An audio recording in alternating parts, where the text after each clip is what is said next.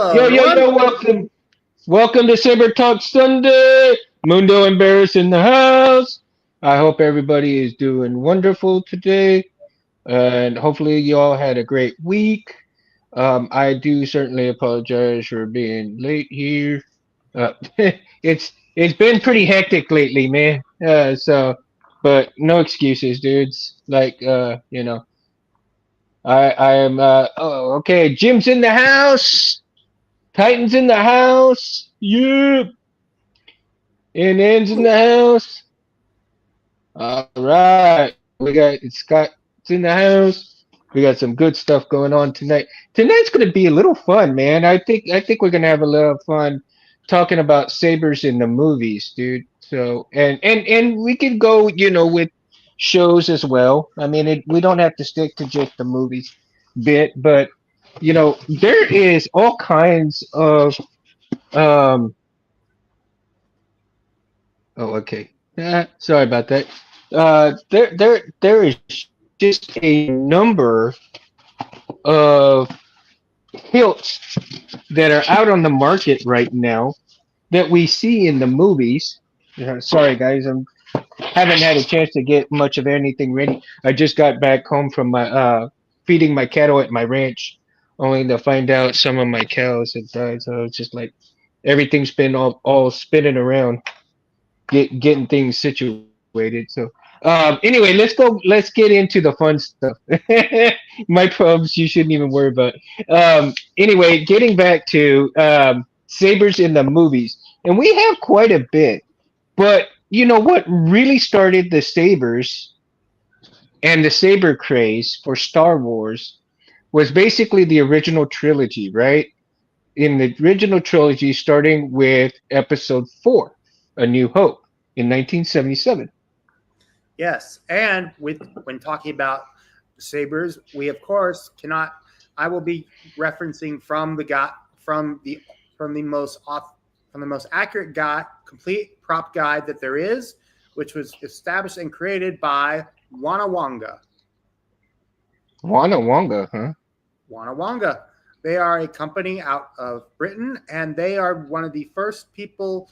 They are Wanawanga.com is one of the websites to get the most accurate original trilogy parts, including textured chrome tape, Graflex covers, Electra bub, Exactra bubble strips, clamp cards, and other clamps, and so on and so forth. Wow. See, I didn't even know that. My God. Yes, and of course, I'm glad I have you for a co-pilot, my friend, because damn, you know that. I mean, you know way more than I do on that stuff. Jeez. I just texted you the link. You can post it in the chat for people to follow along to. Yeah. Yeah. I'm doing this through my phone, so I can't really post it. So, Okay. Well, basically, yeah. of course, well, everyone, if we're going to be talking lightsabers, we have to start off with the one that is most famous, the Skywalker lightsaber, Yeah. Of known as course. Graflex. This is my version here. One from this is in a New Hope um, Master Replicas Force FX. Now, Master obviously, replicas. it's not as accurate as the ones that are made by KR Sabers, but considering this came out in 2007, this was considered to these Master Replicas was considered to be one of the most accurate lightsabers on the market at the At time. that time. Yeah. At the time. And in many cases can still hold up. Now, the first Graflex that we see in A New Hope was the hero, otherwise known as the Luke ANH, and it was Hmm. a belt hanger. Now the one that we see here isn't exactly accurate to it. Specifically, there are two side rivets that are usually supposed to be right here, where the belt is being hung. Two rivets, and also it doesn't say Graflex on it. Also, Hmm. the belt clip is not as big as the one that we see in the on the prop. And of course, the cover tech is my own edition based off of the one prop that we see in the Kenobi series. Now, now the opposite of the hero belt hangers that we get in the prequels, the originals, and the sequels, there are also stunt sabers. Now, stunt sabers back then were a bit of a mishmash sort of way, and Hmm. the New Hope stunt was basically a long pipes, a thin metal steel rod that was put into a um, that was put into a. I'm following this along as I'm reading the thing. It was put into a machined tube that was made to look like the Graflex, which they added Hmm. spare Graflex clamp and T grips, and they added a small motor in the base of the saber that hooked up to a battery that would be hooked onto the actors inside the actor's costume. In fact, there are behind the scenes photos, and if you look closely, you can actually see the the the cord hanging out from Oh yeah, from Alec Guinness's arm from and in Mark Hamill's the arm. rope. And in Mark Hamill's arm when you look at in scenes where he activates the lightsaber. And it would Yeah, basically spin the blade around, which would ultimately create the rotoscope effect that we see in the film. And and one of then, the things about lightsabers nowadays, especially with Profi, is that if you look closely, you can see that rotoscope, that little flickering as it just can. I mean, hey, in the comics, it's amazing that we're going back to looking and seeing the blade as the rotoscope type scenario, right? After yeah. so many years of having the technology that we have, and you don't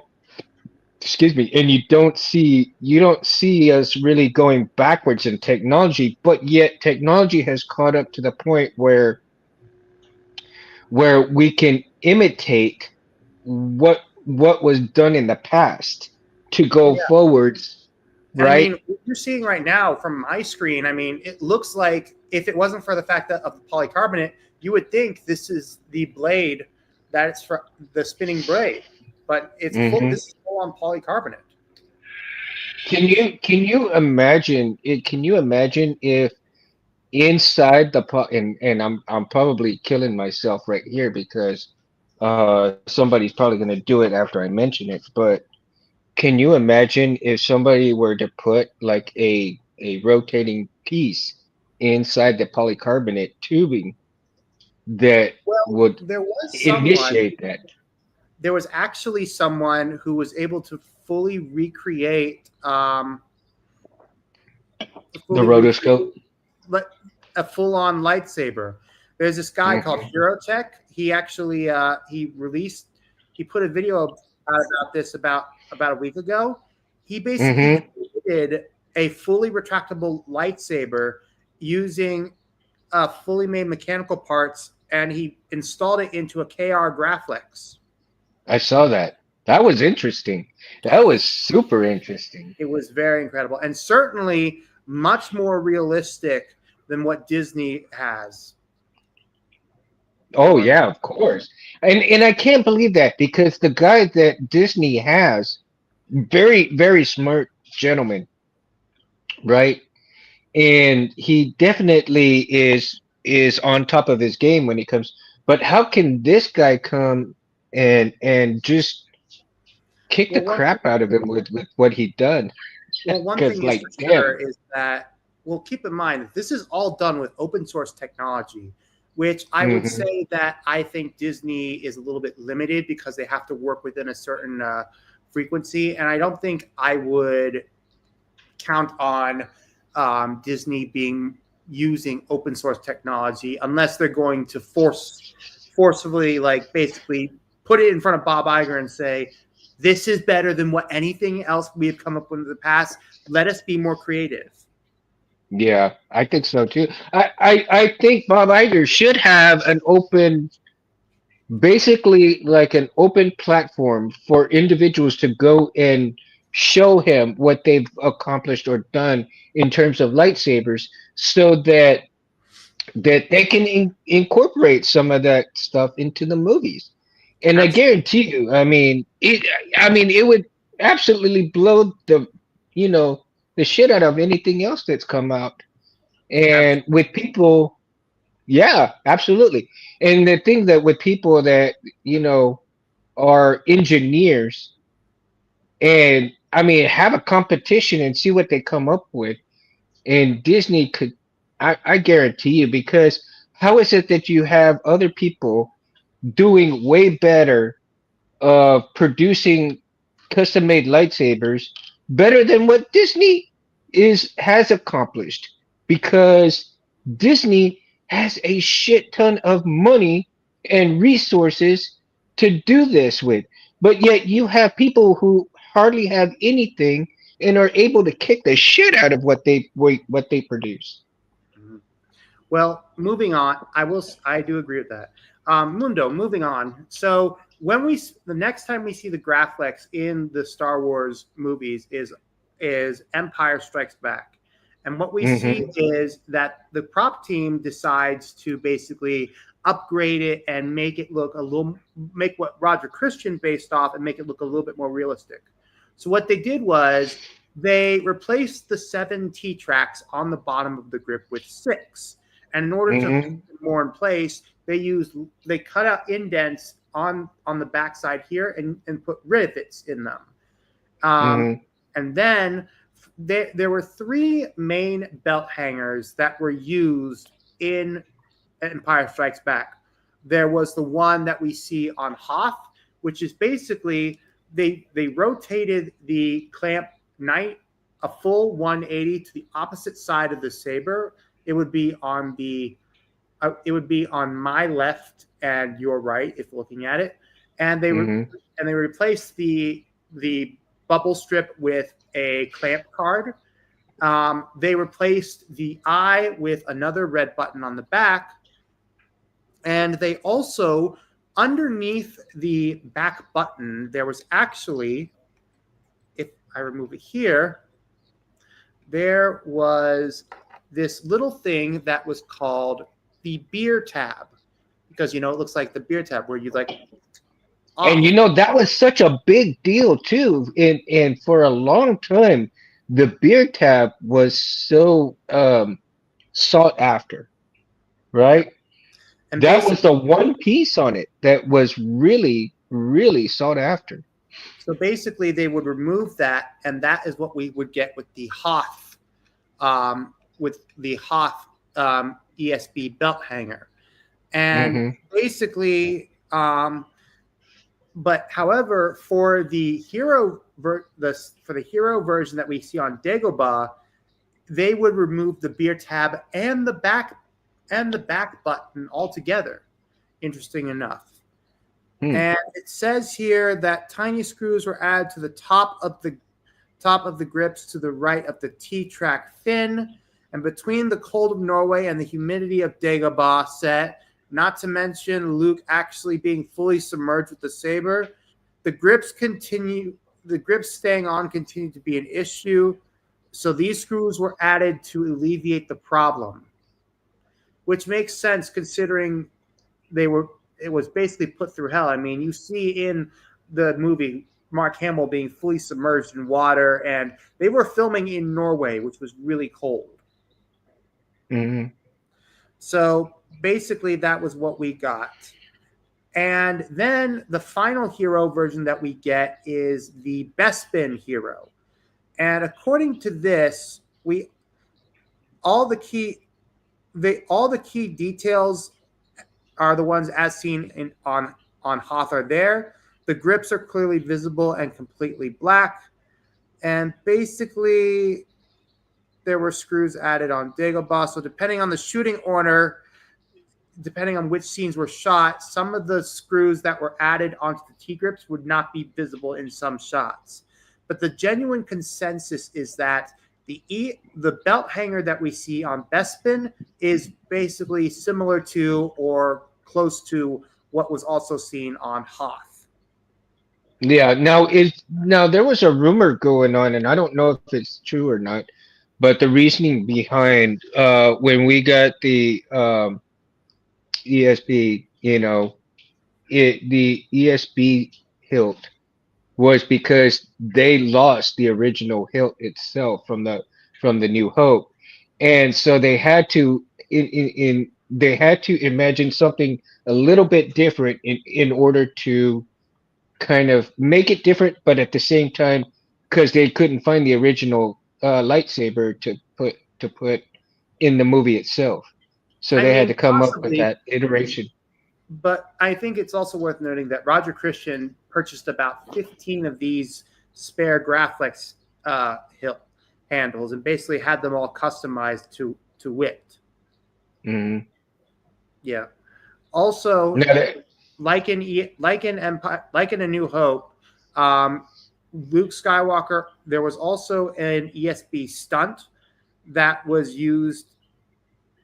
Um, that was also used to add the rotoscope version of it, hmm and it and one of them were actually used by Bob Anderson in the cave during the duel on Cloud City, and Bob Anderson was the action stunt for Darth Vader. hmm, very cool. Yes, there was also a um, yeah, let's see. Yes, Now, yeah, how many versions? I think there's what, six versions of the actual Skywalker Graplex hilt. Six. yes. Well, Officially, four to six. there are New Hope, PSB, Force Awakens, Last Jedi. Um, Technically four or five, depending on your definition. But the first version we get Yeah. is A New Hope, then Empire Strikes Right. Back, then The Force Awakens, Last Jedi, and then The Rise of Skywalker. Yeah. And the Rise of Skywalker just basically was the last iteration of the hilt itself. The Rise of Skywalker version of the hilt was basically, let me scroll down to what it was, and here. Basically, they didn't, basically, the Rise of Skywalker version that we got was actually not an original vintage Graflex. It was actually one that was purchased by Roman Props. And even though that it is somewhat depressing that we didn't get an actual Graflex, considering the modifications that need to be done for that for the Rise of Skywalker Graflex, I actually think going with Roman props was the better choice Hmm. overall, and especially in that final iteration. Hmm. So let's see here. We got, so that was the first hilt within the movies that we actually see, right? In in almost every movie of the Skywalker saga is the Graflex style lightsaber. Yes, Now, within that was pretty much the only lightsaber that you could see within the original trilogy. You don't see anything else actually, ex- actually, except except for um oh gosh, who was that I had seen? actually, there are three lightsabers in A New Hope that we got to see. The Because you got, we have the Graflex, and we also have Darth Vader's oh, one's Kenobi. Kenobi's. And I don't have my Kenobi with me yet, but this is my Vader A New Hope 2003. Now, of course, it's not entirely accurate because I added the extra. I had the extra wires put in. Basically, this is Right. my look of what it would look like in Splinter of the Mind's Eye, the first sequel novel that was written by Alan Dean Forster. But Right. basically, This But the was first iterations, this the was first the iteration. I'm sorry. Go ahead. this is this was made like the Graphics. Roger Christian used multiple MPP micro flash cameras. And if we go to Wanawanga, if we scroll down to where it's at, basically it was developed according, it says here, Darth Vader's lightsaber was developed by following the logic of the graphics. If one camera flash had the perfect look, why wouldn't another? The British made MPP Mm-hmm. micro flash functioned just like the graphics did in real life. While the story of its genesis is unknown, one can assume that its black and chrome look would seem to fit the perfect fit for Vader on first sight. Now, in a, in A New Hope, there are two belt hangers. There are two hero hilts that Darth Vader would have. The one that is most popular and seen today is the one known as the silver bars, Mm-hmm. which is these, which is on the clamp, these silver bars on the side. Now, the Mm-hmm. second hero version, which is one that is less well known, is the black bars version. Basically, you would swap out. It would basically be an MPP with the swap out um, of the silver bars, and the clamp would have been moved down to here, and the back clamp right here would have been lining up with the back parts right here for a fully Mm-hmm. functional. And instead of the calculator bubble card as we see on here, an Exactra PCB card with LEDs would be on here instead. So and the only time it's perfectly spotted is when Vader enters the interrogation chamber that Leia's in. But otherwise, that's pretty much it. Mm. See, so there was the three actual hilts within the trilogy that we see Yeah, completely, right? exactly. Until we get the first three episodes, and then we see a lot more lightsabers within those three episodes. So that's Yes. pretty interesting that if you really haven't paid attention to the movie itself and the original trilogy, that you get, the two versions, right? The two versions immediately of from the Graphics.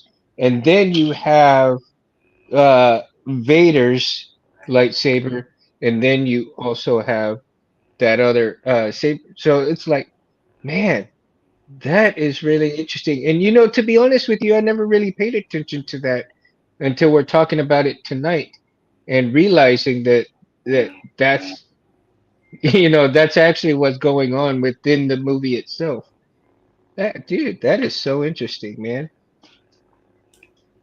And let's get into, okay. So we've done and so in the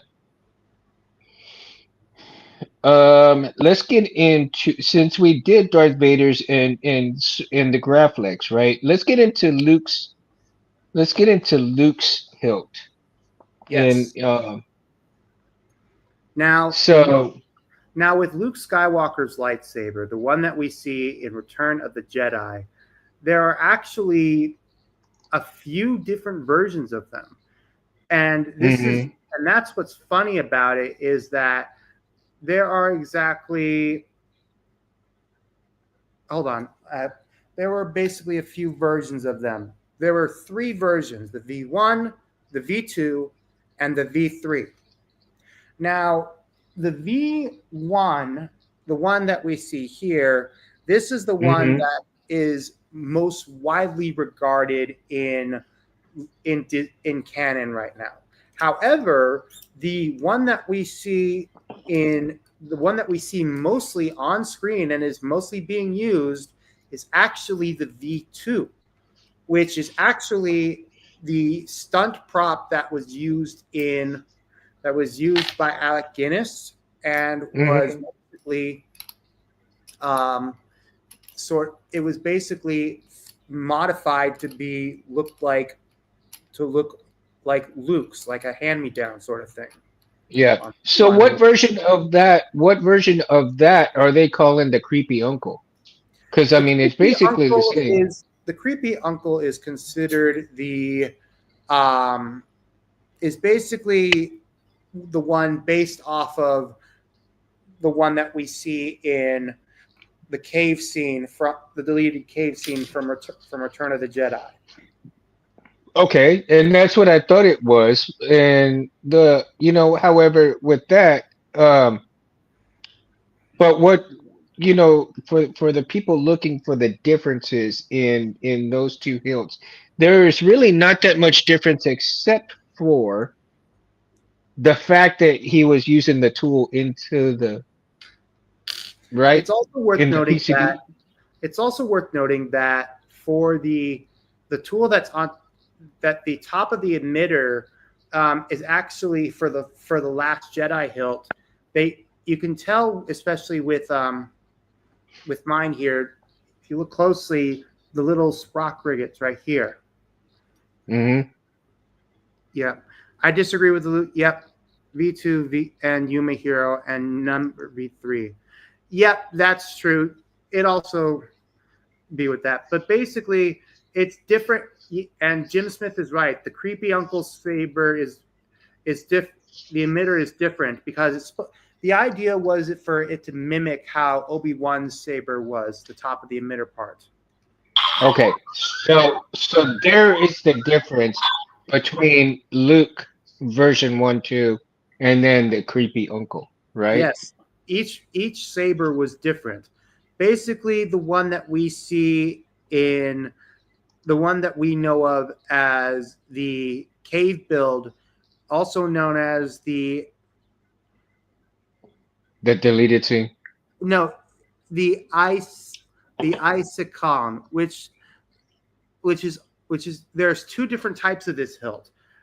Mm-hmm. The the the Isicon is basically an acronym for I see you have constructed a new lightsaber and cave build. And according to Mm-hmm. Wanawanga, the only difference between the two states are the details in the control box. Mm-hmm. Apparently, the box is the control box is scratch made and contains a blue and metallic PCB card and two buttons light up arrows that stand in for the clamp lever. Basically, the one that we see, the isocanal, is basically it doesn't show any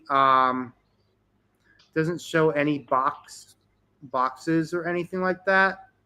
Mm-hmm. And the cave build is supposed to be is supposed to show the inner workings and the modified rail from it. But as you can see with mine, yeah. And the font that I have on this one is actually the cave scene font based on it. Oh, This is cool. by Juan Sith. As you can see with the rotoscope. It sounds good, man. And as you can see, Blinkies. Oh yeah. Blinkies are good. Yep. Man, that's loud. What kind of speaker do And you have in it? fun fact that most people do not know, originally Luke's lightsaber in Return of the Jedi was supposed to be blue. However, because the blue would blend in with the sky color when they were filming in the post production Yeah. in the human desert, they decided to make it green. So if anybody wants to know why green lightsabers exist, it's because blue lightsaber blades don't match with blue sky. Mostly. Say that 3 times fast. But Ronin Sabers created a font called Blue Harvest, Hmm. which was the code name to to keep anyone who was wanting to watch the filming from Star Wars away. Have you talked to Ronin Sabers before? I mean, I chat with him. I chat with him a bit. In fact, I talked with him today about his new Skaith. Sorry, I talked with him about his new Skaith sound font, which is based off of Mad Cow's Ashes font. Yeah, Metcalf's Ash font is pretty cool, man. Yeah, Have you Skaith is heard? basically a redone version, Mm, gotcha. but but what's nice is that the V1, the V2, and the V3 of Luke's lightsaber has Hmm. been basically um, it's been re they've been gaining a lot more popularity over the last few years. In fact, one of the ones that I have been seeing recently is Corbant's version of the V3, which is a beautiful hilt in and of itself too. Hmm. I mean, I like, and I have the X Tech version of the V2, which it's currently getting installed by our good friend Chris Norton. I just need to come up with the money for it. Geek shop. Yeah. Yeah, but honestly, I love this. This is a very nice hilt, and what's also in I love about the details in this hilt. This is the one made by Nexus from China, but what I like Hmm. with the details is if you look at the grenade section here, you can tell that not all the rings line up. Yeah, and like Jim Yeah. said, and like Jim And that Sister was the original iteration, right? Because when they did that, was that for the second iteration or for the first iteration that all the rings did not line up? I think it was the second, right? I think it was for the first, and then someone made a second First. version of it. But Oh, I will okay. say Elf Sabers made a version of the ROTJ where it has both types of grenade sections. Hmm. I like the grenade section. I don't know what it is, but for the grenade section of lightsabers, man, there's just something about it that the way it's detailed and whether it be the rings or the little squares, right, is kind of Exactly. pretty cool. And okay, so Jim and you guys, I mean, what do you guys think about the grenade sections in these hills, man? Because I really like the grenade section type stuff. I really do. Yeah, And Jim. I'm also a big fan of the rings, like stuff with Yeah. the rings. So Jim says the hero has uneven rings and the V2 has even rings. All right, that is I Okay, that there in you mind. go. Thank you very much. But yeah, but one thing that we also need to, one thing that also that came from ESB and Return of the Jedi is that as Mo, production what's your went take? down, props started going missing. So basically, the prop department took an old Graflex, and because the ESB MPP was missing, they had to replace it with basically a retrofitted Graflex to make it look like Vader's hilt. And in Yeah. shot of of Return of the Jedi in the throne room scene, you can see the difference. You can spot the difference. And you would think that even though they make some of the hills like different variations of it, right? Like, of course, when you have the first three movies and you see Anakin having to go through three or four different lightsabers, right? Because he either kept losing them or he kept destroying them, Yeah, and so within the first three movies, you really get Anakin's lightsaber.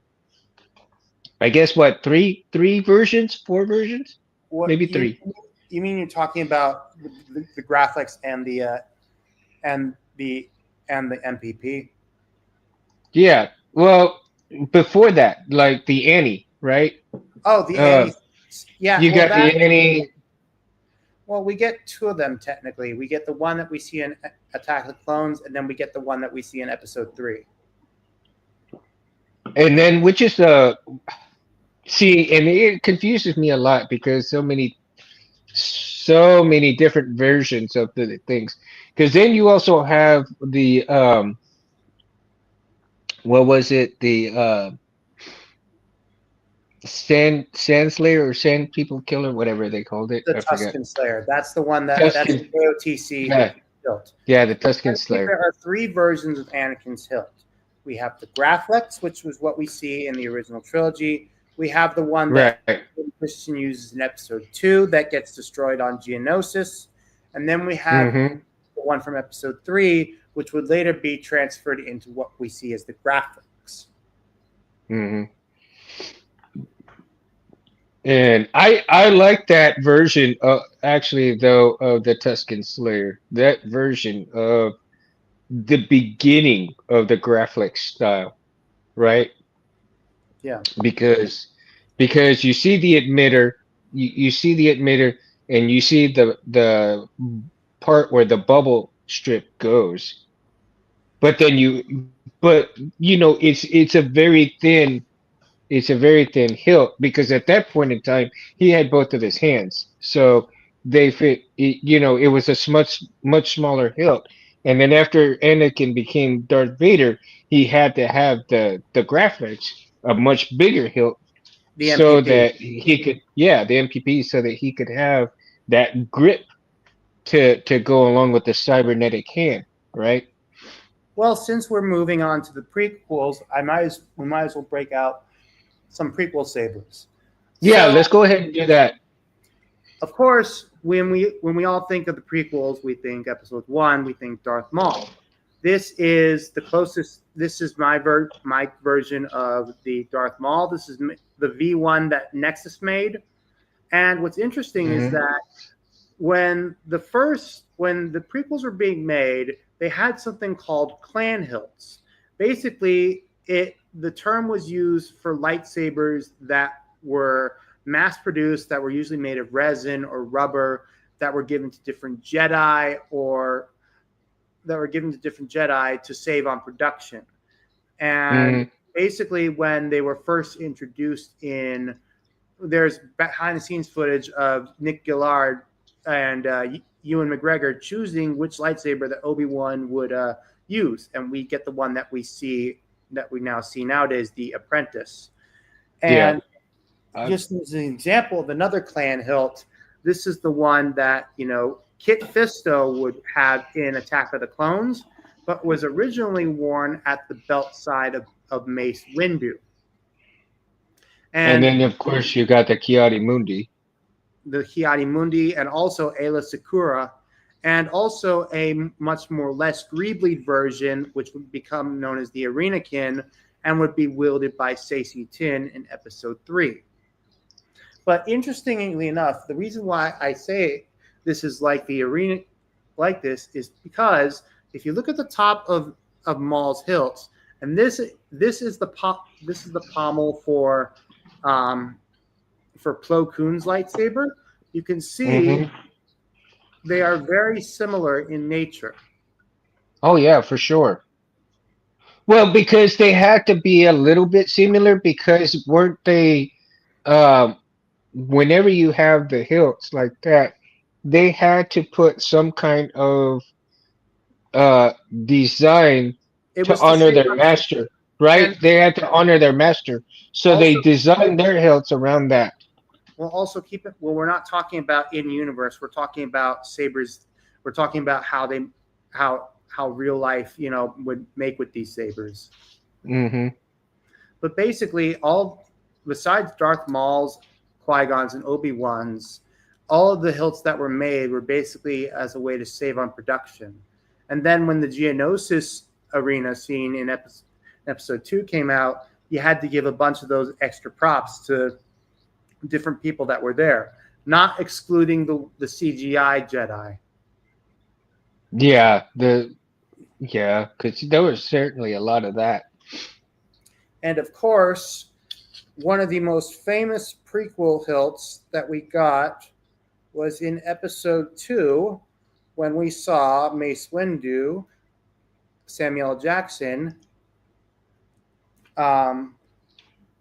use the get the type of hilt that we see today. Now this Hmm. one, basically, we all know this one as the BMF.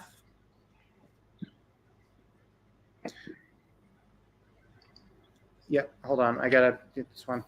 But basically, if it wasn't for Samuel Jackson asking George Lucas for a purple lightsaber, he would have never gotten the purple lightsaber. It's that Wow. individual, standout moment, Hmm. and many of us, and I think we can all thank Samuel Jackson for that. Yeah, I kind of tend to agree, man. Come on, get in there, get in there. Okay, there we go. But yeah, but I will say though that of all the lightsabers, that I would say that Mace Windu's lightsaber is definitely one of the most beautiful lights, one of the most elegant looking lightsabers. Yeah. You Oh, know, hey, and Chris. Thanks for joining us, you, man. Chris came in. Yep, he's in the Oh, chat. he's in the chat. Uh, yeah, that's awesome, man. What up? Chris is in us. Let's see. And Mo's in the house. For anybody that knows Sabersmith is Mo. So Charlie, I hope you have a good workout, bro. I know he probably ain't not listening, or if he's listening right now, you know, he's probably working out right now. Yeah, I like the purple saber too, man. I really like the purple saber as well.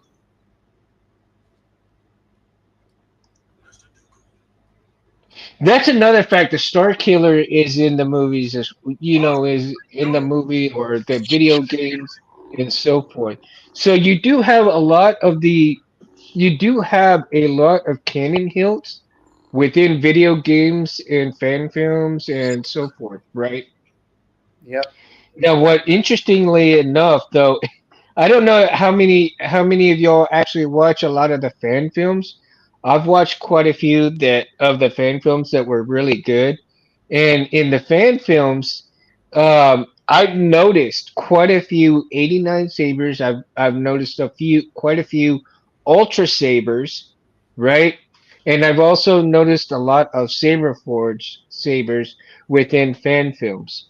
Um, as far as any other sabers that you see, well, then again, you have Theory sabers that Theory has done in some of these fan films as well. And Theory Yes. sabers that definitely worth a look and if you do have the money, I'm sure I I have not had one. I think eventually I'd like to acquire one, and so I do know that not Casey, I'm sorry, Kyberphonic, who travels with him, Theory, from and goes all over. He does the font packages for Theory's sabers and stuff like that. So Jesse's really good, and I'm sure Jesse's got quite a few of Theory's hilts and stuff to Yeah. go along with his some of his fonts and stuff. The most recent one was the most recent exclusive saber was Nick Gillard's Syndralig's lightsaber, which is based off the stunt. There's the electronic Hmm. version that is a simple RGB, but there's also a um, one that has the carbon fiber rods that they used in practice and in filming. And I've seen Mike Skywalker and Mika review it, and it's a beautiful hilt. Yeah, it looks really good, man. I I'm mean, very impressed. I already have a Syndralig, but so I'm not going to waste $500 on the carbon rod one. But if I definitely had more money, I definitely shill out for it. But right now, I need to save money for a bunch of installs that I have coming up Oh this man, holiday. I have a lot of installs I got to do myself. I have not been able to install anything with being so busy, man. And I'm fixing to get a Nobunaga from Joe's Nobunaga. Junkyard. Well, Yeah. and then we come to episode three, which, as we all know, we get the more like amazing versions of what we got with the more pristine versions of Obi-Wan Kenobi's and Anakin Skywalker's lightsaber. But what we also got was the first look of what Darth Sidious's lightsaber looks like. Now Yeah. this is the most I've been told to be the most accurate ever. This is the KR Emperor. Now it's not the most recent version. This is the 2020 version, the one that comes with the 1 inch blade, but it Hmm. is a beautiful, beautiful hilt. It does. I mean, it looks gorgeous. It's a fingerprint magnet, but it just wraps around. It's perfect. And it's just enough for two hands. Probably just one for mine because It's mostly a one I hand. got big hands, man. I But got yeah, big hands. but See, I'm looking like forward I've to got a Saber Forge Nova right here, and my hand wraps completely around the thing, right? Like I can literally put my thumb around my whole finger around this thing. yeah. But this is just one of the most beautiful lightsabers I have ever got the opportunity to get, and What is I'm the actually weight on that thing? it's a heavy boy. It's a very Is heavy it? girl. Yeah, it's got some heft to it. I like hilts that have weight to them. I really Yes, do. I agree. And basically, if I had to put a blade in, the balance section would probably be more towards the out. But see that two fingers, huh? But yeah, Yeah, Chris, I do too, man. I got to get more boards myself, dude. I don't have enough boards right now to work on my stuff. I think I've got three boards like not even three boards. I think I've got only two. I've got one Golden Harvest 4 and one CFX, and that's pretty much it. I mean, I need to get more boards, man. I've got one Profi 1.5 that I haven't even installed, doing nothing yet. And I've got a couple of Prism 1.5s, but they're basically being used for just testing stuff. So, nothing spectacular. But the two boards that I have, I want to get them installed, and then let's yeah. see.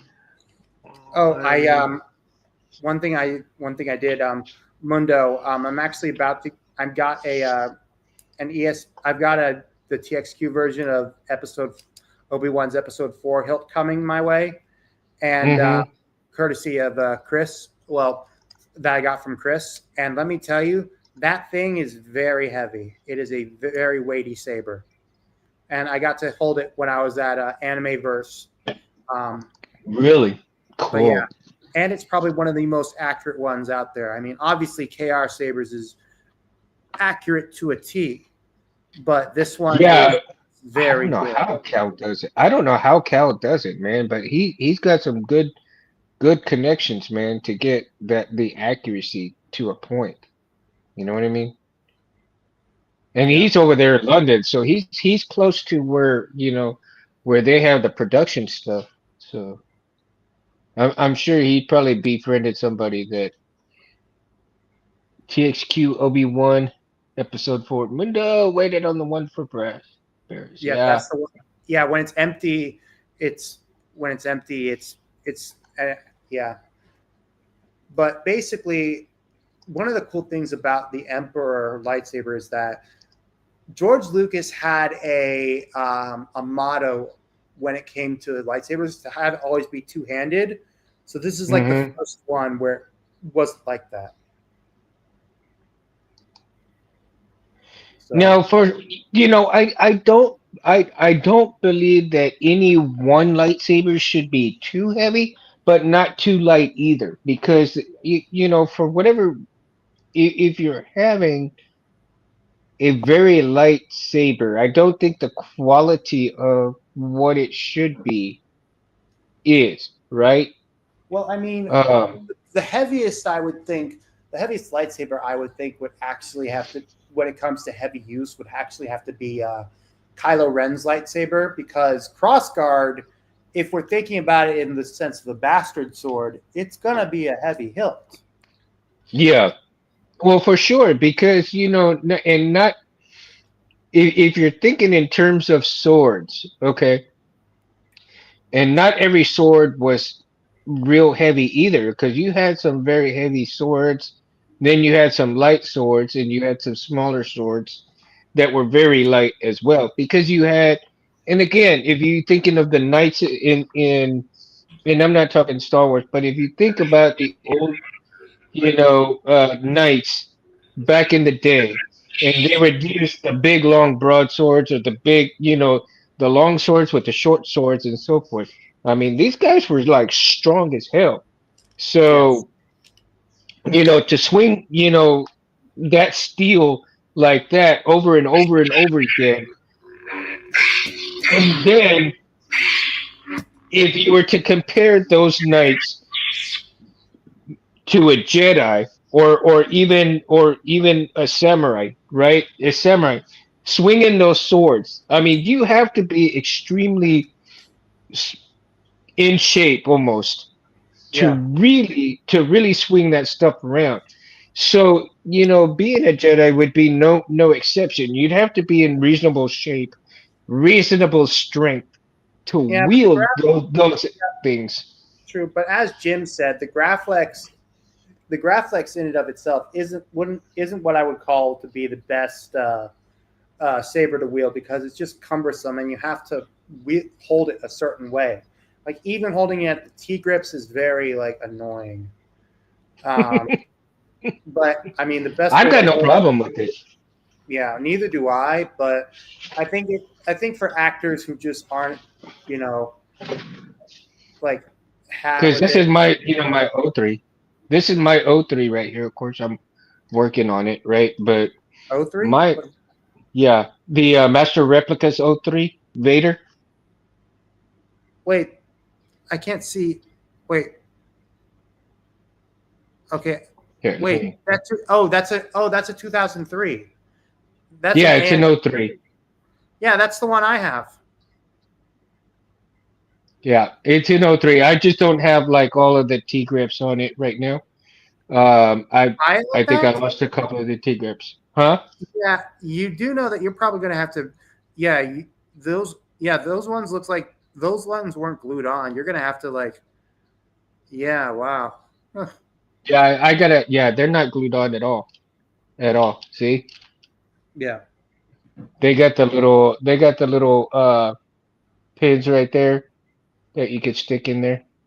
yeah. You're going to have to if you can't recreate them, you'll have to just get new ones.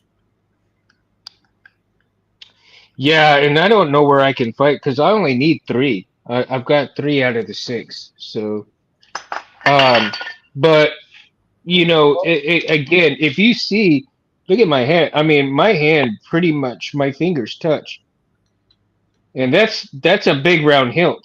And this to me is comfortable, right? This is comfortable. I could swing it easy. I mean, no problem. Especially when I had it fully when I got it with everything. And but still, I mean, I would have no problems wielding this because of the way my hand size is. And so uh again, going into the movies part of it though, um let me see, where are we at? We did Luke's, we did We've done all of them. Palpatine's. We've done all of Hmm? them except Kylo Ren Oh, and Leia's. well, we really haven't. Yeah, we haven't even gotten into Leia's yet, and Leia's was pretty unique. I will admit that that was a surprise when I saw it in the theater, and I thought it was I actually like the design. I What do thought you it think was about that design? I I like it. I thought it was a very unique design. I think that if the sequel trilogy, if the Rise of Skywalker got one thing right, it was Leia's lightsaber I think because so too. um, it definitely was basically a combination of Obi-Wan's and um, Obi-Wan's and Luke's with a bit more grip to it. This is the SE version by TXQ, and Hmm. it's pretty good for its version. Now, I really like KR's version of it, but from what I understand, uh, KR's version it's not very loud. It's very you have to kind of figure something out for to to Well, I get the plan on. sound out of it. Well, I plan to in the future upgrade my SE to the 89 Sabers version. Hmm. 89 Sabers, they make a pretty good version too. Ray, Do the they? Force will be with you always. Yeah. But look at that. I really like that. That's really nice. And I like the fact that you can see the rings light up like that. Yeah.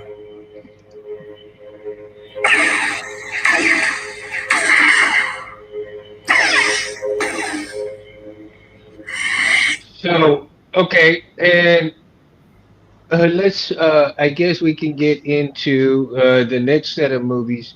And in the next set of movies, we start seeing, well, in the first trilogy, in the first trilogy, not the original trilogy, but in the The prequel. prequels, we get to see basically Yoda's hilt in there, Yeah. right? Actually, what's interesting about that one is that, hold on, let me go down and find it. Yeah. So with Yoda's hilt, that one was basically. I'm Oh, going. cool, Chris. Yoda's lightsaber. It says here, in the early 1990s, prop model toy collector Ed Man, Maggiani tracked down a box of camera flashes in the hopes of recreating lightsabers. In that box, there happened to be a Praco model flash. So, as a joke to Steve Dimzo, who would ultimately go on to found mass replicas, Ed noted that it might be Yoda's lightsaber. So after some thought, he and Steve decided it might be fun to do exactly that. And this is canon made. These are lightsabers that were made by fans that ultimately would get adapted into the film. So basically, he took a crack at the Praco one first. He Hmm. added to that flash the clamp box, which was an oil sump pan that from a 1/12 scale monogram 1967 Corvette, and the emitter was a 1/16th Lamborghini Countach front wheel from a Japanese model kit, and a 4-40 PEM nut near the emitter shroud.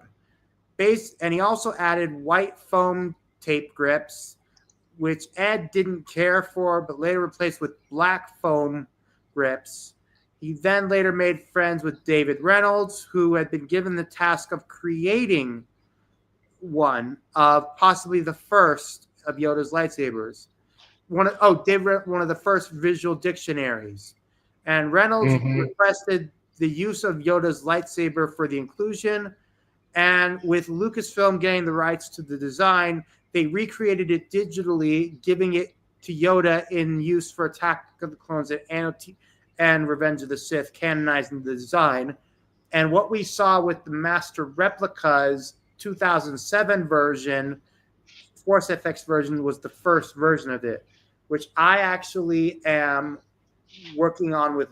I gave to Lucky Sabers, and he is trying to get a chassis in that thing.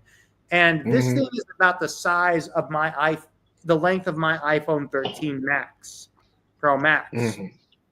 It's a Well, small hilt, and even now today, those hilts are even smaller than that. yeah, I'm fixing to acquire a the child hilt, not in the near future. By Phoenix Props, yeah. I think it's from Phoenix Pops. I'm not sure Oh, where or it's is it the from. one that is it the one that looks like? Is it the one that's made by Nexus? Could be. I'm not They're sure. different, they're different versions Um, of that. yeah, there are different versions of it. I have a picture. I showed Chris the other night on it, Yeah, but and ultimately, all the hilts that we have gotten so far are incredible, and I do appreciate the one that Roger Christian recently did with Theory, the oh, the father. his version of what it looks like.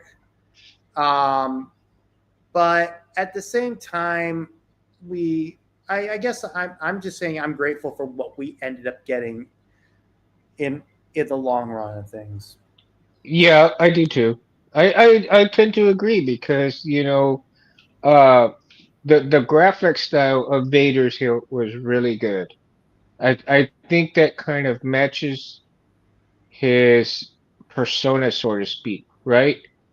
Now, Yeah, Roger Christensen's The Father, to me, that would have been Vader is if when he was on Mustafar and creating a new saber for himself because he lost the Graflex style hilt, yeah. right? And to me, if in that time, I can I can certainly see that that hilt would be kind of in the time period during the Empire Strikes Back, right? Not during not during the time because if his home base, his fortress was in Mustafar, he got basically born on Mustafar. So it would be correct to have that saber built on Mustafar to where he would fight Luke, his son, with that hilt at that point in time after he became Vader, right? Yeah. In the time where he, but again, like in the movies, it shows that he does have the Graflex or the version of the Graflex that suited him at that time. And so again, it would have been interesting to see at that time to have that kind of hilt. But you can't go into the movies now with that kind of hilt. I mean, you would have to really recreate the whole Skywalker saga from beginning to end to iterate that hilt into it, right? So, and then I don't think Disney's going to go back. Well, I mean, there's talk about recreating the whole trilogy again, or They the do whole that. That would six not be good. episodes. But I don't know if they can recreate the magic that we've already know with redoing it. What do you think? I don't think they could. If they recreated it, I mean, I'd see it, but I'd just be like, I would, I would after the movie was over, I would just get up, ignite my lightsaber, and say, "Screw the phonies! Screw the phonies!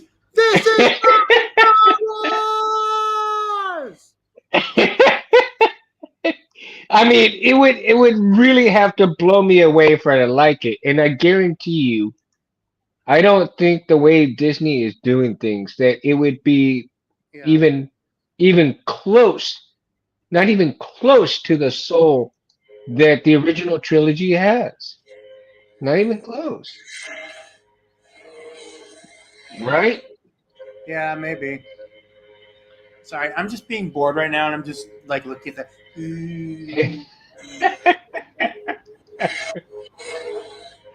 And so, I mean, I mean, you never know what.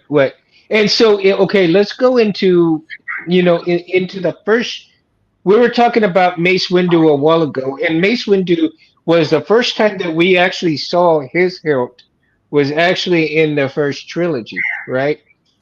Um, you In, mean the in the in the well, prequels. well, Sorry. technically the first time he had a lightsaber was when it was on his hip, but that was a clan hilt because he didn't have a lightsaber. No, but we got up and close. We got close up and personal with Oh yeah, his with lightsaber in yeah, the with prequels. the AOTC hilt. Yes, definitely. Yeah. Yeah, and So that's what I'm saying. I would say that when I would say that when I would say that when we saw him ignite the lightsaber in the Geonosian arena, that was definitely one of the like biggest like moments. I would say. And so in the prequels as well, we end up getting the Kit Fisto and the Mundi and the what Plo Koon, else? Well, I mean, Plo Plo Koon, Koon. all We those got we people. got almost all the clan hilts, right? Yeah, In the prequels. and then technically Sindralig, or Nick Gillard, his cameo gave Hmm. us the the Sindralig hilt, which is technically by definition a clan hilt, but Hmm. there are those who would argue it against it because of that's the morality sake. But I will say a hilt that does fall under the clan hilt category would have to be Keller and Beck's hilt from the Mandalorian flashback. And so in within the Mandalorian, we get the dark saber and we get Ahsoka's hilts as well. And we also and which the dark saber was based the dark saber, Ahsoka's hilts are all based off of animation. And Hmm. we also get in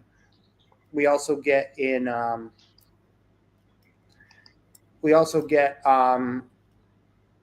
Ezra's second saber slash Sabine's lightsaber in the Ahsoka series, which I'm glad to see that it will be coming back in the next in season 2 next year. And I actually liked Sabine's saber. Of course, she took it over from Ezra, but the evolution of Ezra's lightsaber was really interesting, right? Yes. If you're going in and you're going in from the animation to the full live version, and the transition that he did was the blaster slash lightsaber, and then from that to just the lightsaber itself, and then the lightsaber transitions into Sabine's version of the lightsaber afterwards. I mean, it went through, I guess, what, four iterations, A very four interesting. or five, in, 4 or 5 iterations before it became Sabine's total what she has now. Exactly. And so in her and Ezra's lightsaber are considered canon, correct? Come again, sorry. Or are they not canon or they are canon? Which are not canon again? Ezra's and Sabine's. Yes, Well, they are the canon. version They are because the version. Uh-huh. they are canon because they are a part of the saga. What's not Mm-hmm. I will say that what's not considered canon are lightsaber designs that are made by fans or that appeared in Star Wars Visions, for example. Like for Yeah. example, the Ronin lightsaber that the Ronin Yeah. uses, that is not canon. The version that Well, has of course not. Yeah. yeah, This party's over. yeah. But like for example, your Toranaga hilt, that is not Yeah. canon. Star Well, of Killer, course not. that is not canon. Yeah. And as much as I don't want to, because Star Wars, because his hilt is awesome. Now, I've definitely got a couple of designs in mind that make, they're definitely not canon, but interestingly enough, I hate it because, you know, I am so stuck with designs in my brain and I can't get them out. It's unreal. But Well, eventually, one of these days, I'll find somebody. I know you want I'll Roy find Boy. somebody to work with and bring it out into the world. You know. Well, I know you want Roy Boy to be canon someday. Well, Roy Boy will never be canon, bro. I mean, no matter how much In it your wants to mind, be. in your heart. Yeah.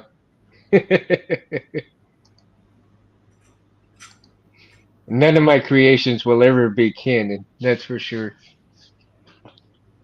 But that's okay. But I do need to find somebody that I can get these creations out into the world and do a small run with. But I guarantee you, if I get them out, you would definitely trip. I would love to see them. Right, Roy Boy as Kenny would be epic. Oh, Jim, dude, I would love that. And unfortunately, Roy Boy's out of commission right now.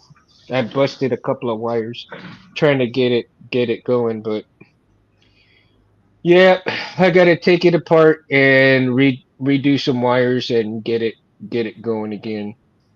So, nah, I tell you. But I think what I'm gonna do is I need to get a new chassis for it from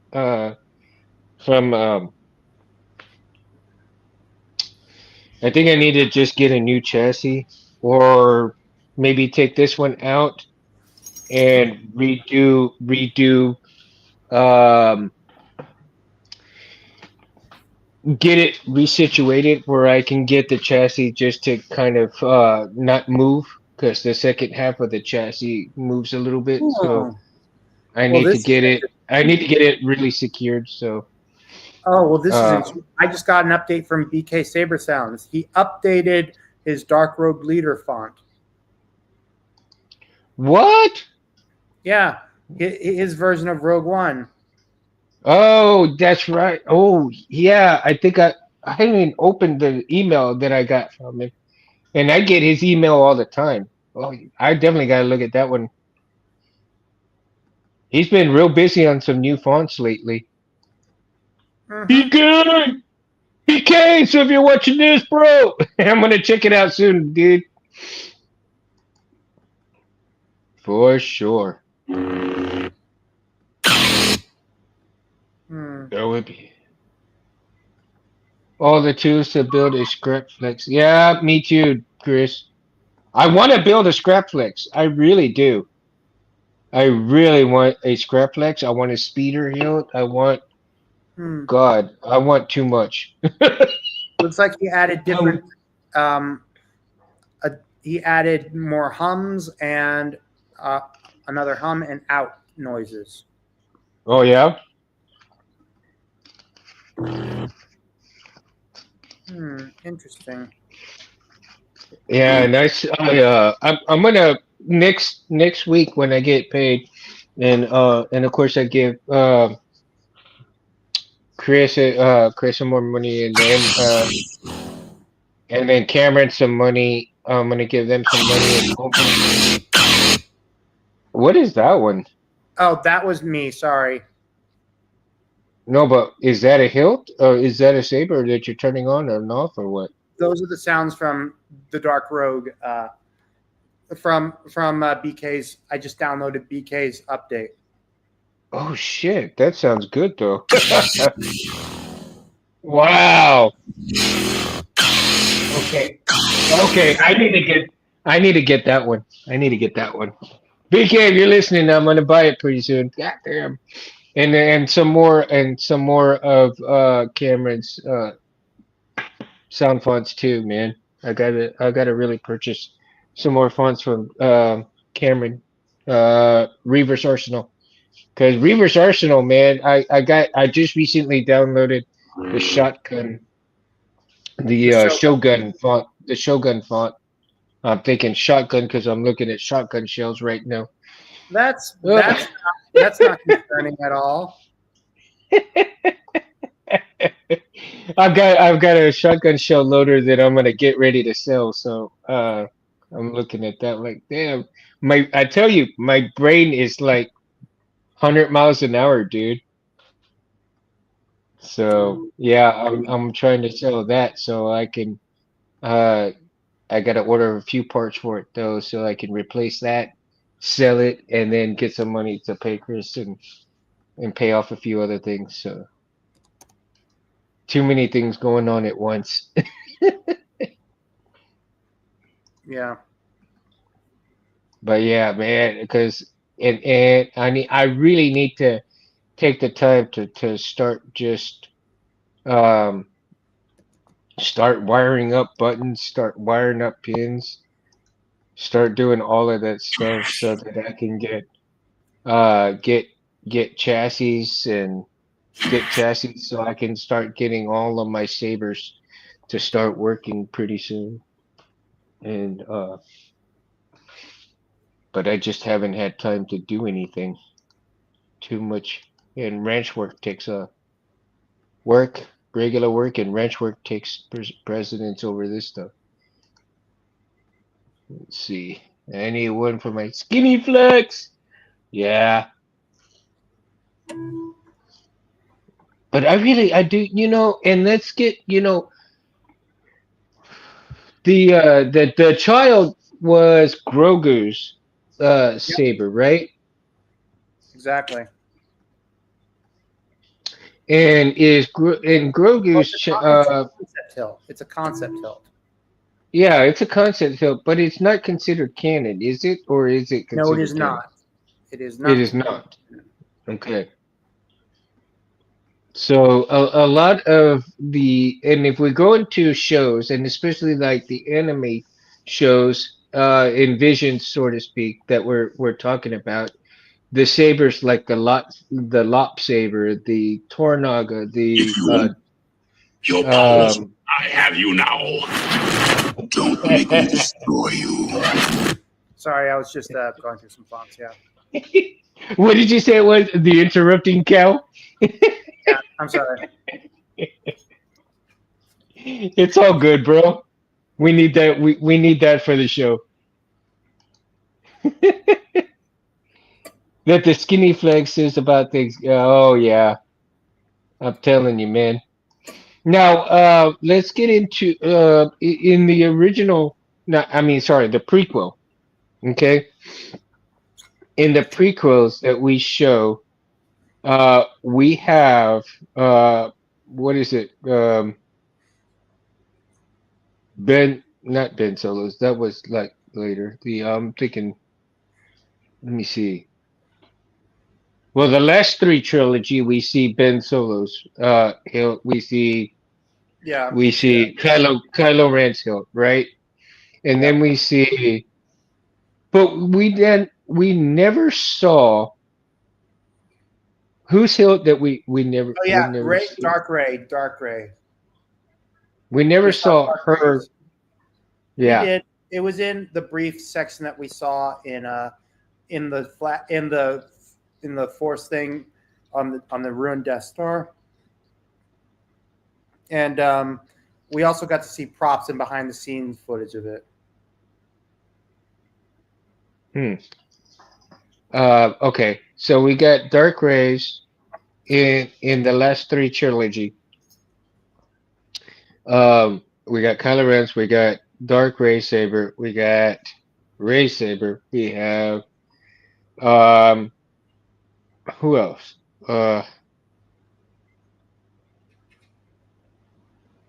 Geez, that's it, right? Yeah, that's pretty much it. For the last three. Yeah. Honestly, we didn't get that much, and I'm looking and I'm hoping that whatever new movies do come out, we are able to get something of some new version of it, some new sabers. And don't get me wrong, the acolyte was okay, but the sabers in that were just they were chunky muffins. Chunky muffins. Like even the copies that Nexus and TXQ made are better than them.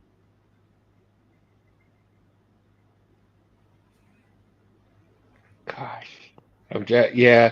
I'm still trying to comprehend on all of the movie hilts that you see, right? In all of the trilogies that we have, whether they be canon, not canon, is unbelievable because there are so many iterations of each hilt, right? Each hilt Yeah, that has a version of itself, and then throughout time you see significant, well, not too significant, but is significant enough for collectors to have, okay, well, this was changed on this, so it's a different version of it, but it's just slightly changed to make it different.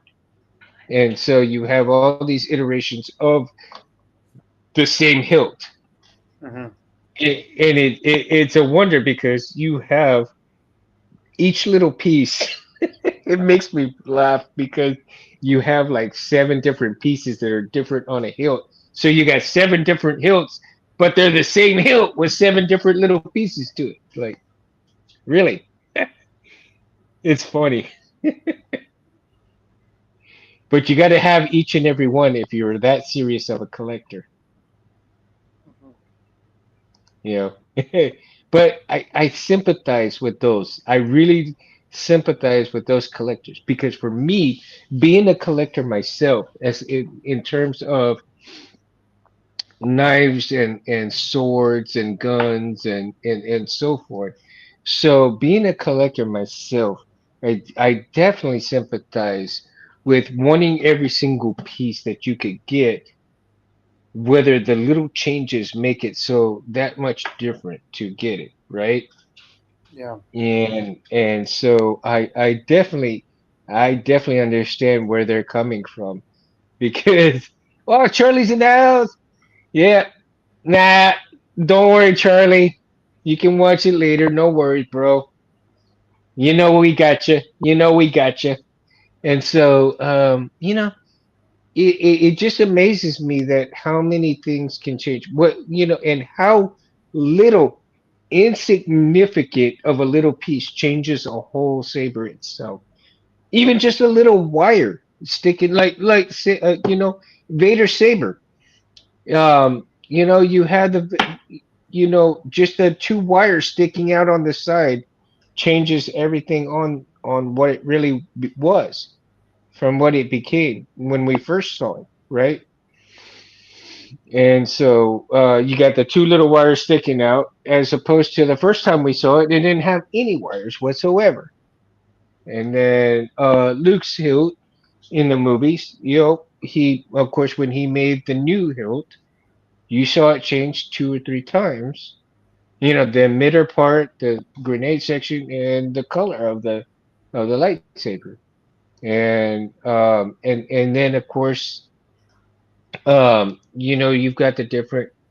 We have not seen Leia's saber go through any changes, so I think it stayed pristine throughout what the movie came and what we saw it with, in terms of Ray holding it and how they perceived Leia's hilt, which didn't have any changes to it whatsoever.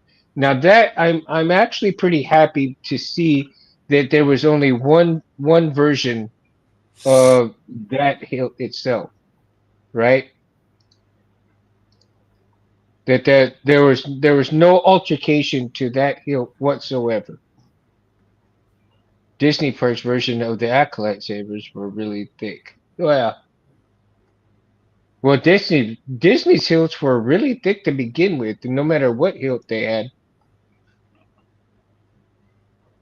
Do you agree with that statement, yeah. Bears? I agree. And if I ever go to Galaxy's Edge, I'm just going to look at them, then pull out my Luke, my Luke from Nexus, and be like, pull it out, turn it on, and say blatantly to the person behind the counter, "This is better than whatever saber that you have behind the glass. I will not apologize for that statement. Disney needs to do better. And if you don't, and if you want to dispute that, we can happily step outside and you can fight me with the saber you have with one of the sabers there. I mean, I think your saber would definitely beat the shit out of You know theirs. what needs? You know what Disney Yeah. needs? You know what the Galaxy's Edge needs? An arena, a miniature Geonosian Yeah. arena where we could all battle it out. Sign a waiver, let the kids go to town. It would be And perfect. I'm sorry, but it would be fun, but I don't think anybody would actually go for it, man. Too You many, sign too a many people waiver, getting hurt. you go in. It's like going in and playing paintball. You're liable for your own safety. Yeah. No, I think the adults would definitely go for that, but they wouldn't Oh, let their kids children definitely will go. too. Are you kidding me? Kids love to beat the crap out of each other. Chet's in the No house. offense to the children.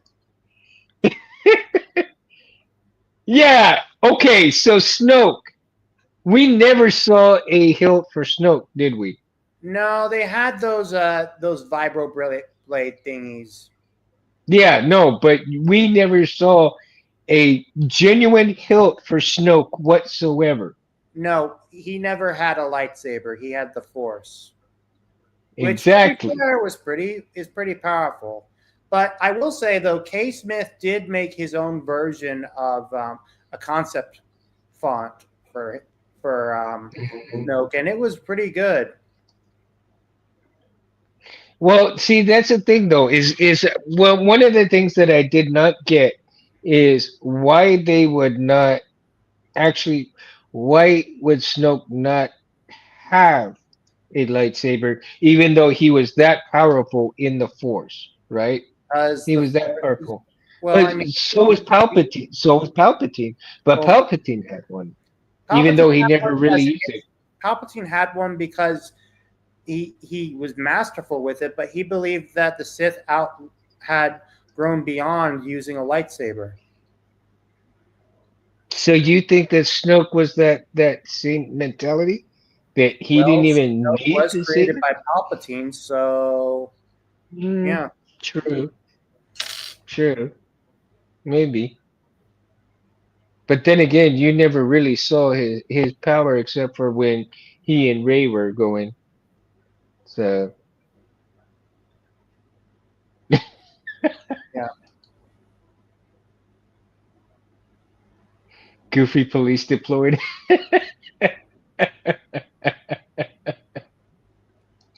Oh my god. Yeah. Goofy. Okay, if Goofy came at me and be like, "Morris, you can't do that there," I would flip my color red and be like, "You want to bet, you ugly dog looking motherfucker?"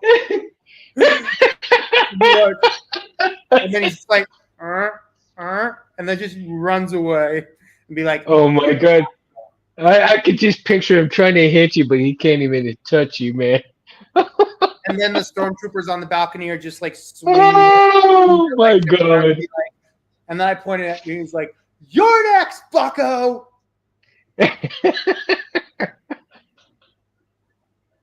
Do not make me come up there. Refunds galore. I will I think massacre so, you. Scott. I will do it.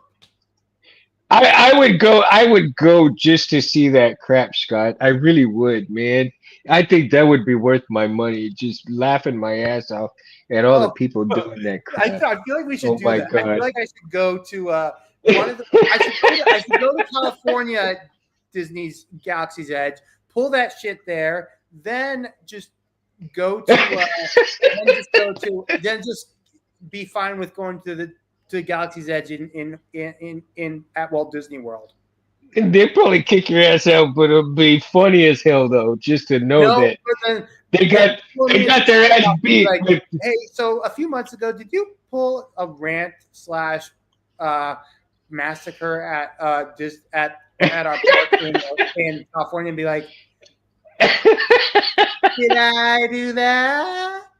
Like, you got me. like, well, why are you here? Like, well, I went there to make a point. I'm not going to do that here. He's like, Oh my god. yeah, no, we don't trust you. It's like, all right, fine. You don't. Well, Oh my god. how's you Can guys you tell me? imagine? I was Can dissing you on imagine? first, not the park. Park's fine. Now you got me imagining Urkel with a lightsaber, dude. Well, Urkel did. Yes, there is Galaxy's Edge at Florida in Florida. Oh my god, that would be so hilarious. An Well, Urkel Urkel. Well, hilt. the actor who played And Urkel is a character in Star Wars in Skeleton Crew. oh my god.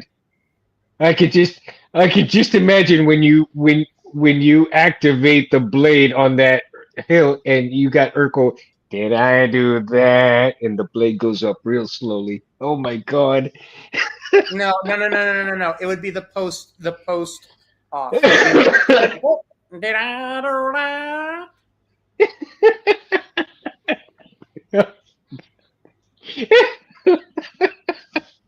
Oh, Jesus, I must be tired because I'm laughing at this shit. Yeah, what can I say? Is I'm a there a real, gas station real. Florida? Yes, there is, Chris. I mean, I want to go to it. I do too. That would be the closest Disney for me is Florida, right? Well, actually, both they're the same. Florida and California would actually be both the same distance for me from where I'm at. It would. Well, I mean, that sucks living in the middle of the country. it's like, damn. No, I'm way down south, bro. I'm over here on the Gulf of Mexico. Hey, don't brag. I live in Tennessee. I live in the South. Yep, we're southern. We're southern folk. You don't like it? Too bad. I'm afraid to even mock duel with ours. Well, look, polycarbonate blades are much more durable than when they were 3 years ago, even. Like Yeah. seriously, I mean the one I have. This is one that I think I bought a year ago. Ta-da! Jim, how long have you known me, sir?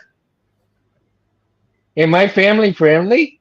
Are we? No, we're not supposed to be friendly. We're tentatively family friendly. We Tentative. we we offer entertainment no matter what the expense is. If it's at my expense or his expense or our expense, we're providing entertainment here, dude. We're at a table laughing at each other.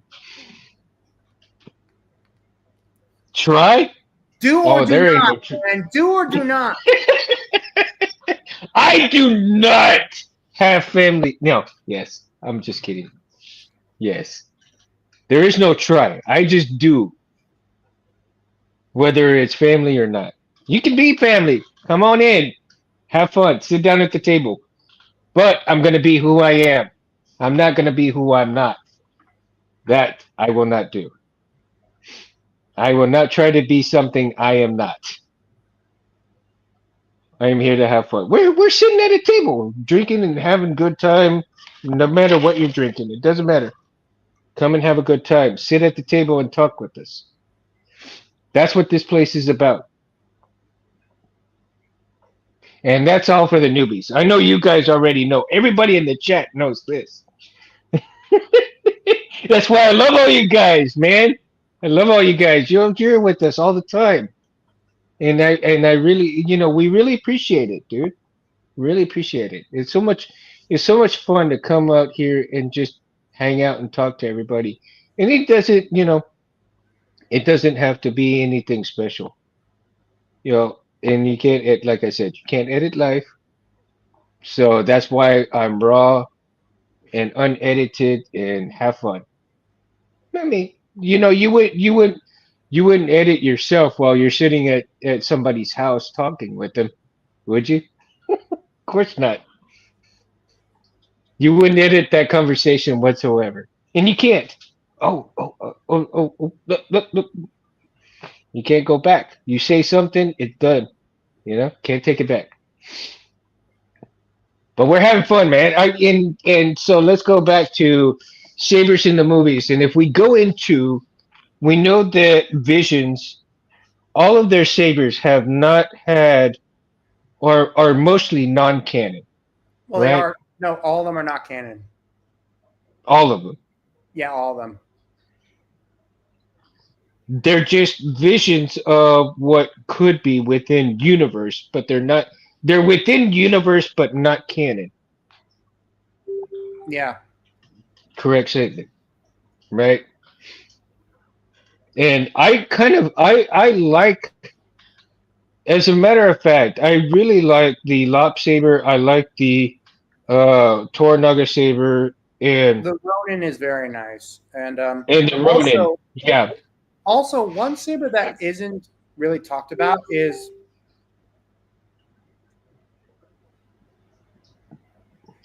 sorry.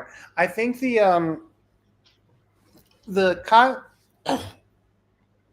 mm, sorry, I had something in my throat there. Um, one lightsaber that actually is available to get that is based off of the episode The Elder is actually you can buy it through Dark Wolf Sabers. It's a custom VHC hilt. Hmm. Only sold on darkwolfsabers.com. Wait, yeah, the saber whip is canon. Jim, the saber Yeah. whip is Well, canon. is it Vanessa because Rose saber. we saw it in the because of The acolyte. the acolyte. Honestly, I think the lightsaber whip is definitely a cool concept, and I actually spoke with Roger Christian about that. He didn't like the acolyte. No joke about that. He did think that the lightsaber whip concept was interesting, and I was able to get him to admit that there were some interesting facets that came from the acolyte. Hmm. So, well, unfortunately, the I do. lightsaber whip is canon. It was canon I back have. in when Legends was canon, and it's canon now because of Vanessa Rowe. It was canon when they brought the comics in. Look, you don't have to like it, but you can at least admire the creativity of it. Yeah, I agree with that statement. Well, I do No, like no, Darth Chimere's. Talon did not use Darth Talon did not use a saber whip. That was the only two people that I could think of from Legends that used the lightsaber whip were Githani from the Darth Bane trilogy and Lady Lumaya. And Githani's was a saber whip, and Lady Lumaya's was made out of Mandalorian iron, which was what Beskar was called back then. Hmm, that's interesting. That is definitely interesting.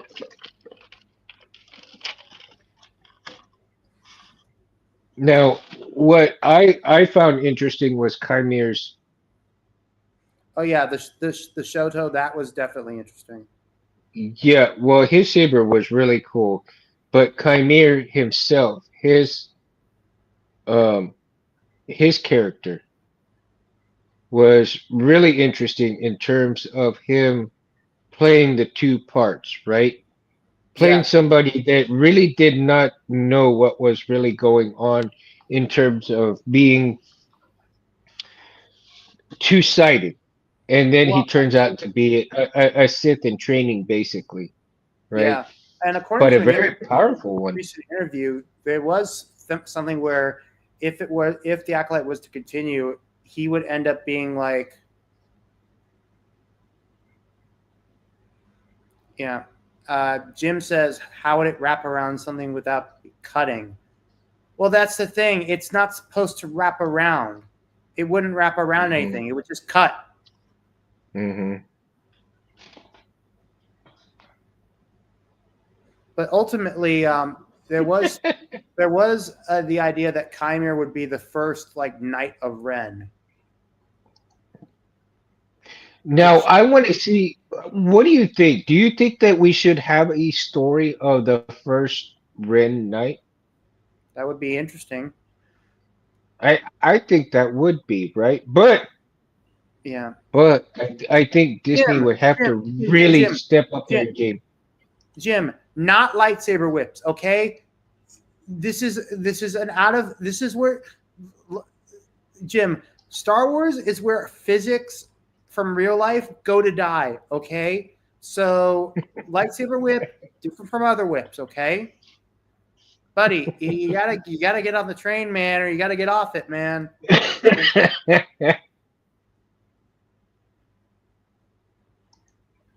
Well, I'm Honestly, I don't either, sorry. man. I mean, do you want to one day talk with Charles Soule about this? I mean, he wrote a lot of the acolyte. He wrote a lot of the High Republic novels and comics, so he probably knows this and would probably love to have a conversation with you about it.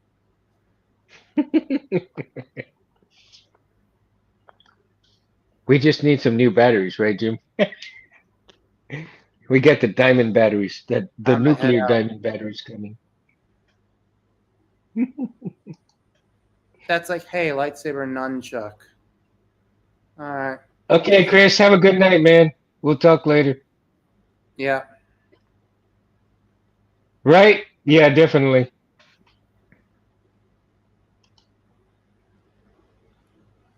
Later, Chris. Have a good night, dude. Yep.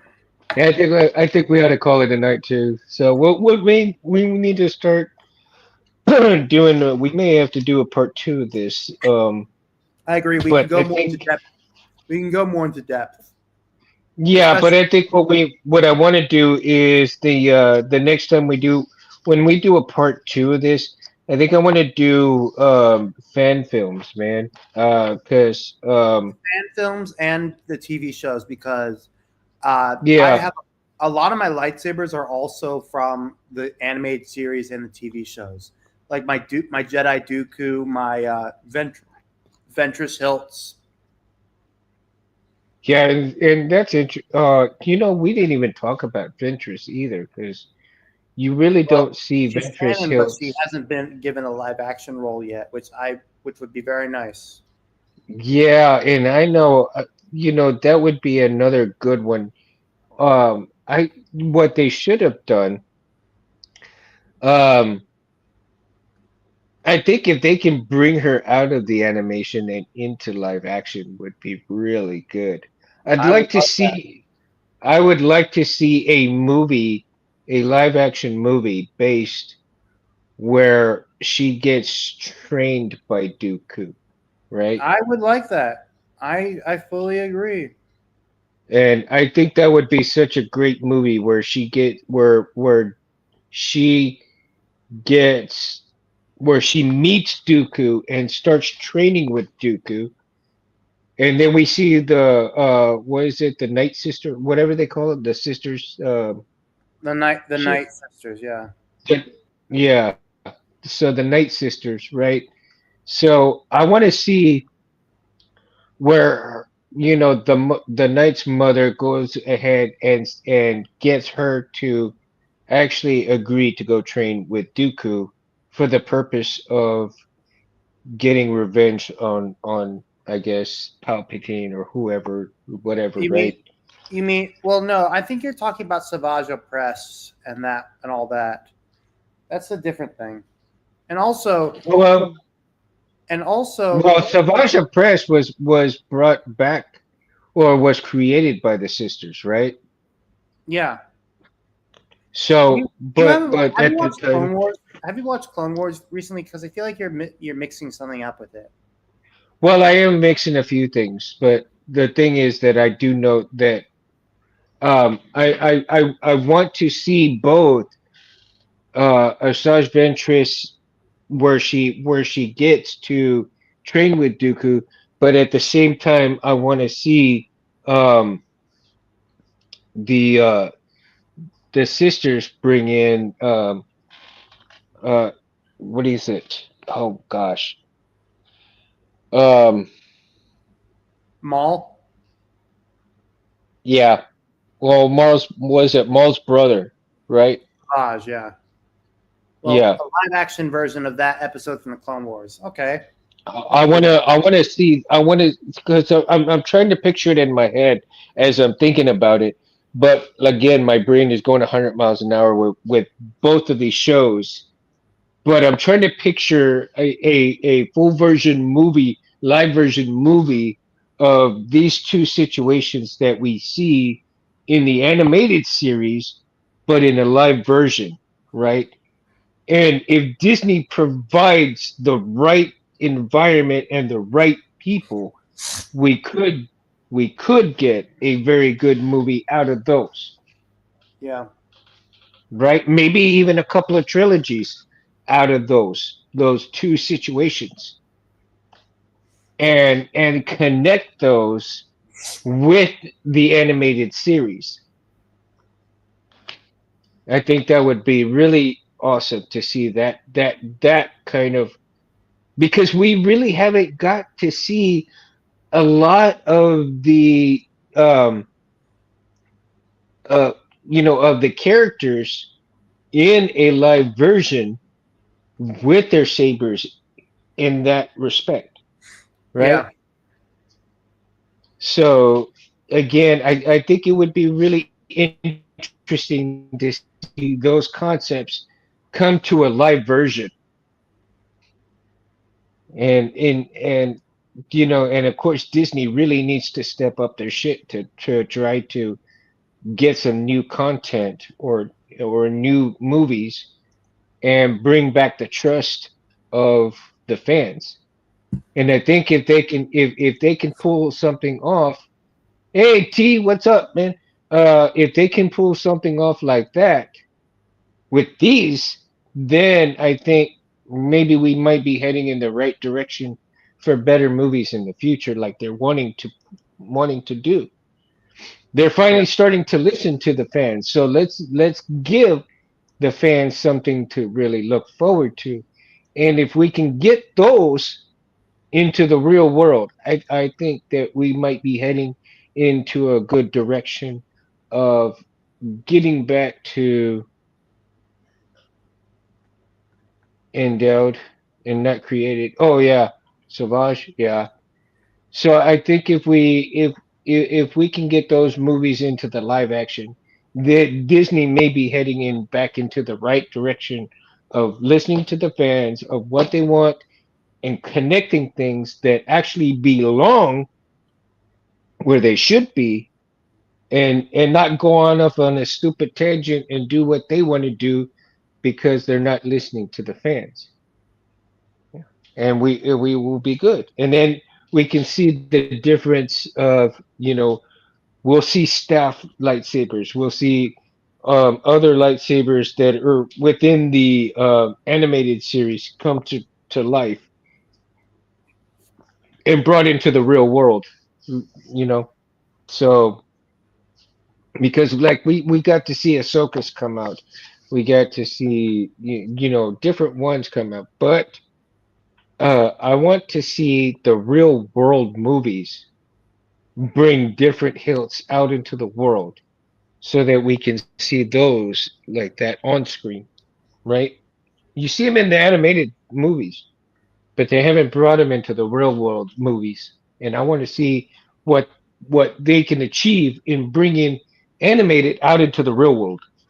Hmm. That's what I want to see. And it is the spice of life. Yeah. I think it. I think it. We should start. We should call it here, man. Yep, I'm getting tired too. So, Yeah. again, everybody, thank you so much for coming and hanging out with us tonight.